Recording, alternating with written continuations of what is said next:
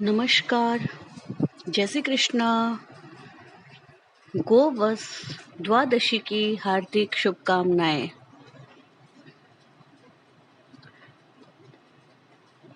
गोवस द्वादशी यानी कि बच बारस भाद्रपद कृष्ण पक्ष की बारस को मनाते हैं। इस दिन औरतें गाय तथा बछड़े को पूजती हैं और बाजरी की रोटी और मोठ की सब्जी बनाकर खाते हैं। इस दिन गेहूं चावल नहीं खाया जाता और चाकू या छुरी से कुछ भी नहीं काट सकते या काटा जाता।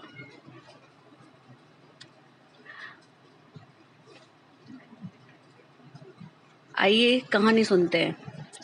एक गांव में एक ब्राह्मण रहता था। उसके 7 बेटे थे। छोटे बेटे के पास कोई धंधा नहीं था। घर के सब लोग उस पर नाराज थे कि कुछ धंधा नहीं है, बैठे बैठे खाता है। वह दूसरे शहर में धंधे के लिए जाने लगा। थोड़ी दूर गया, एक पेड़ के नीचे बैठ गया। पेड़ के ऊपर कुछ पक्षी बैठे थे। एक पक्षी बोला, आज पुष्य नक्षत्र है, जो अपनी स्त्री के पास जाएगा उसके पुत्र होगा। उसने पेड़ के नीचे बैठे बैठे यह बात सुनी और कहा, पक्षी तुमने क्या कहा? पक्षी ने दोबारा कहा। फिर वह अपने घर गया और स्त्री से मिला। स्त्री ने उसके सिर के बाल में सुपारी मौली बांधी और कहा, मेरी निशानी है। उसने एक अंगूठी दी और चल पड़ा। जाते जाते एक शहर में गया। एक दुकान पर बैठ गया। दुकानदार ने दुकान खोली। उस दिन उसका व्यापार अच्छा हुआ। आज क्या बात है, व्यापार अच्छा हुआ। दुकानदार ने शाम को दुकान बंद की। वह लड़का सुबह से वहां बैठा था। दुकानदार ने कहा, भाई यहाँ क्यों बैठे हो? उसने कहा, मैं तो काम धंधे के लिए आया था। सेठ ने कहा, ठीक है, कल हमारे यहाँ काम करने आ जाना। वह दूसरे दिन से नौकरी करने लगा।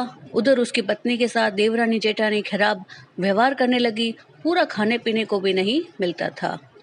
बच बारस आई तो सब जनों ने बच बारस का व्रत किया। उसने भी बच बारस का व्रत किया और गाय व बछड़े की पूजा करती और कहती, हे माँ, मेरी दशा सुधार।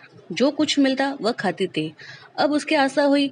सब ने उसको भला बुरा कहा, घर से निकाल दिया। वह काम के लिए घर घर घूमने लगी।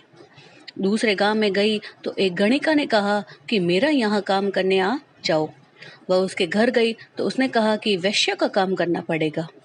उसने कहा, यह काम तो मैं नहीं करूंगी, दूसरा काम हो तो कहो, मैं करूंगी। गणिका ने जोर से कहा, पर उसने कहा, मैं 12 वर्ष तक नहीं करूंगी।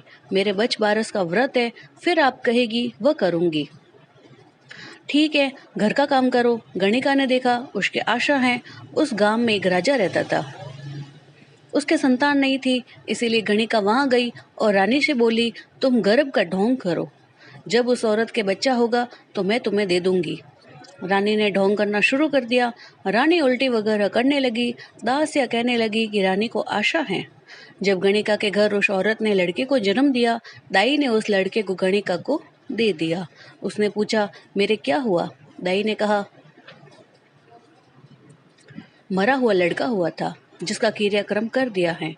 वह रोती हुई बैठ गई। गणिका ने चुपके से दाई से कहा कि लड़के को तुम राजा की रानी को दे देना, फिर कहना, बधाई हो, राजा के कुंवर हुआ है। वह रानी के पास गई, बच्चे को दे दिया और कहा, बधाई हो राजा जी, आपके कुंवर हुआ है। पूरे राज दरबार में मिठाइयाँ बंटने लगी। सारा गांव कहने लगा, राजा के लड़का हुआ। राजकुंवर पलने लगा। उधर वह उदास रहती थी, पति को याद करती थी। कहाँ होंगे? जब बच बारस आती थी तब वह गाय और बछड़े की पूजा करती, व्रत रखती थी।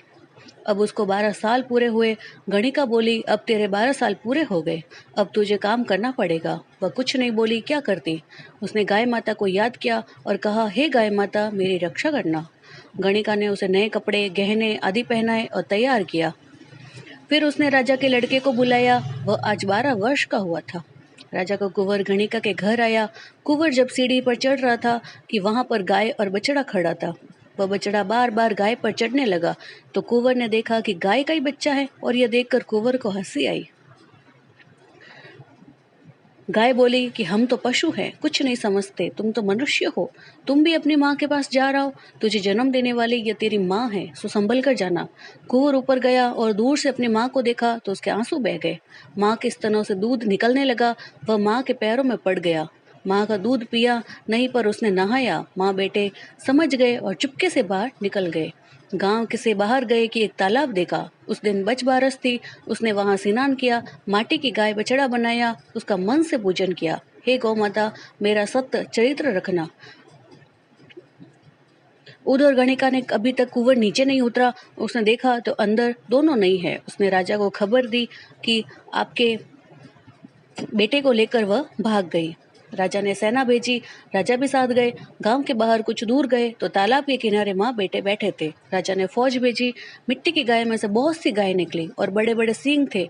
सब लड़ने लगी। राजा की सेना हार कर वापस चलने लगी। राजा बोला, क्या बात है, इतनी गाय, कुछ चमत्कार है।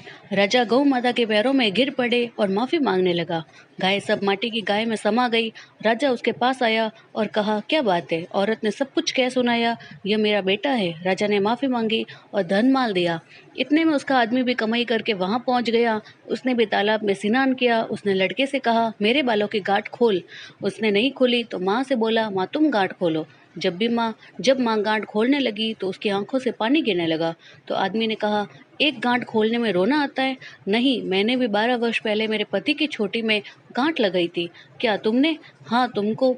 उसने क्या दिया? उसने मुझे अंगूठी दी। यह है। दोनों ने सब बातें कही। यह हमारा बेटा है, यह 12 वर्ष का हुआ है।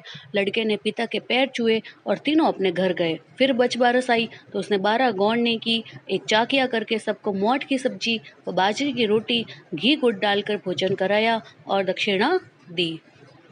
जय हो गाय माता की जय। जय गाय माता, सबकी रक्षा करना। जय श्री कृष्णा।